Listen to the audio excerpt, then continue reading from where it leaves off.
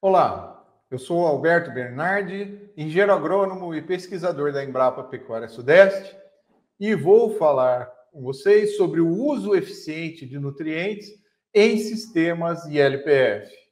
Se nós considerarmos que o início do processo de degradação do pasto, que é o que nós temos que evitar, é justamente a falta de uso adequado de nutrientes, aí que se inicia esse processo onde eu não reponho adequadamente os nutrientes e a pastagem começa a perder o vigor, começa a perder a produtividade, em seguida há uma perda de qualidade, propiciando com que haja, por exemplo, o início da ocorrência de plantas invasoras, diminuição da cobertura do solo, perda de matéria orgânica, um processo de compactação, redução da infiltração, levando ao processo erosivo.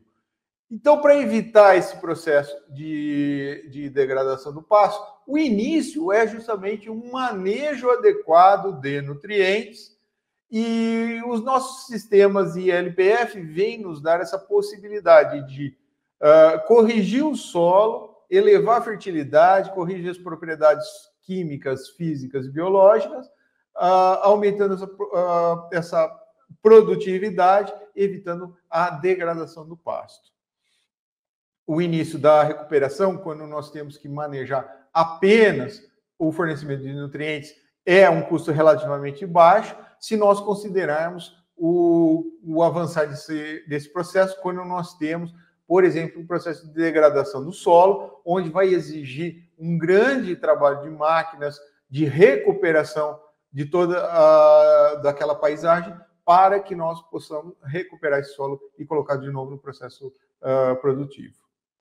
Existem graus diferentes de degradação do pasto. Essa publicação da Embrapa mostra justamente quais são essas diferenças no processo de degradação, mas destacando de novo que sempre o início do processo é pelo manejo inadequado dos insumos e fornecimento de nutrientes de forma adequada. Quando eu penso em adubar o meu sistema de produção, eu estou pensando em intensificar esse sistema, fazer uma flexibilização do manejo, diminuindo, por exemplo, estreitando um pouco a sazonalidade da produção, fazendo uma introdução de um outro recurso forrageiro, uma outra espécie que seja mais responsiva, mais produtiva, de melhor qualidade.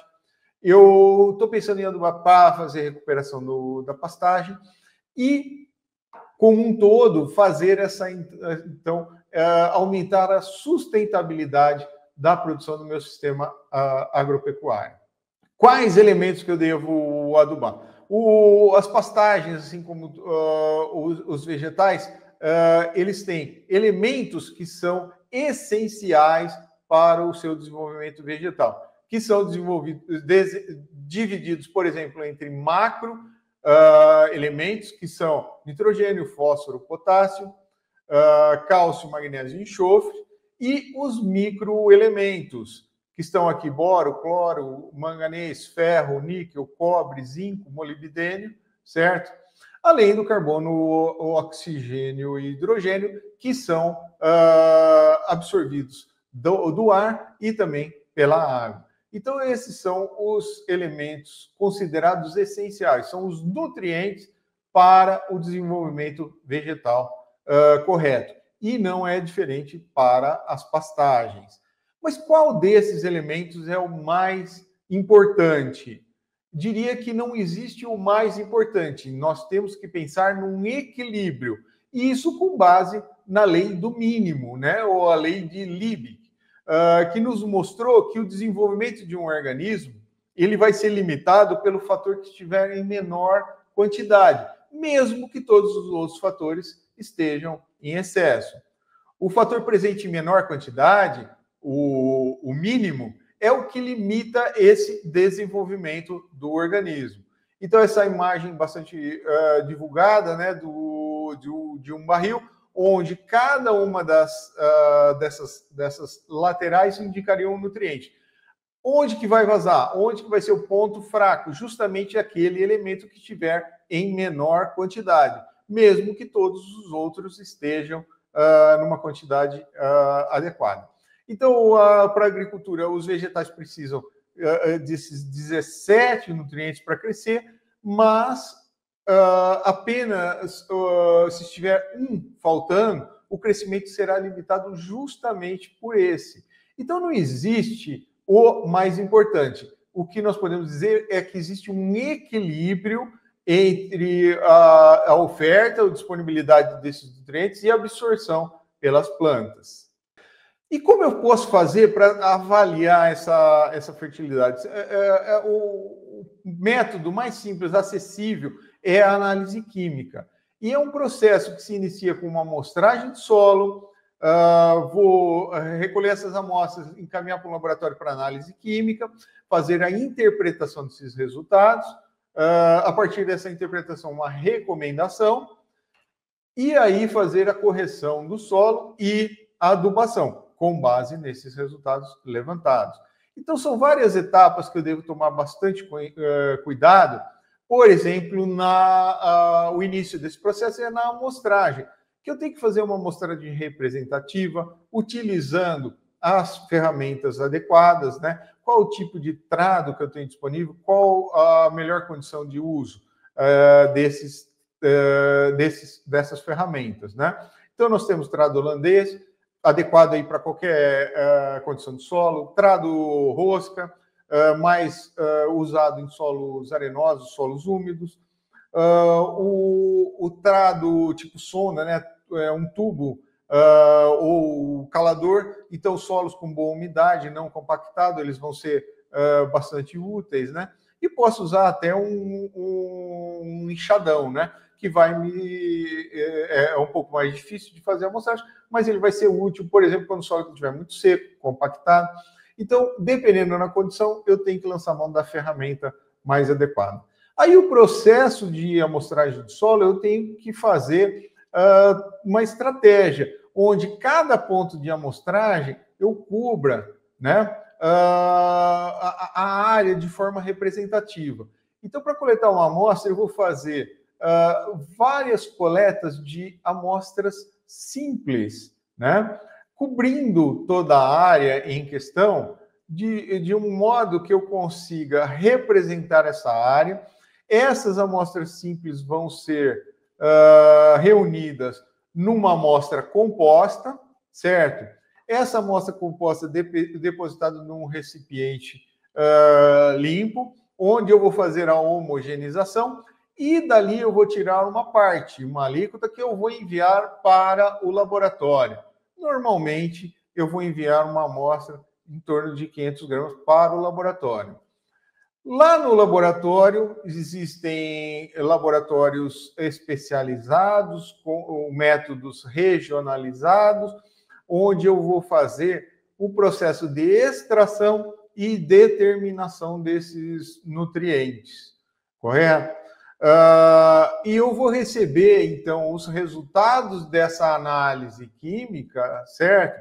Dessa forma, um laudo do laboratório. Importante verificar se esses laboratórios que você está trabalhando, enviando para fazer a análise, faz parte dos programas de controle de qualidade. Existem diversos programas de controle de qualidade no Brasil e o laboratório deve ser filiado a algum deles para garantir a qualidade daquele laudo que ele está te fornecendo.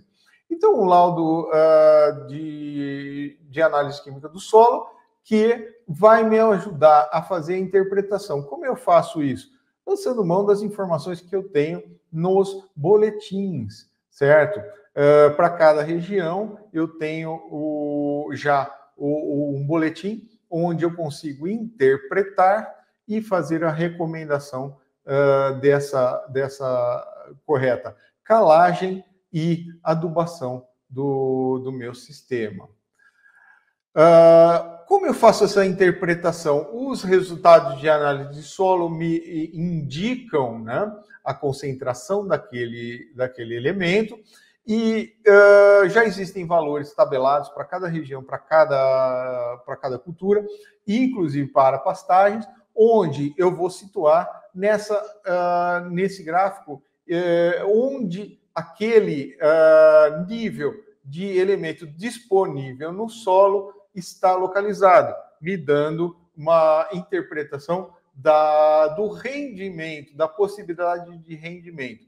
E a ideia é, quando os níveis estiverem muito baixos, baixos e médios, eu vou usar estratégias para construção da fertilidade, para reposição desses nutrientes, de forma que eu consiga aumentar a fertilidade daquele solo. Então, nessa primeira fase, eu estou muito bem pensando em adubar o solo e a planta, porque eu preciso recuperar o solo.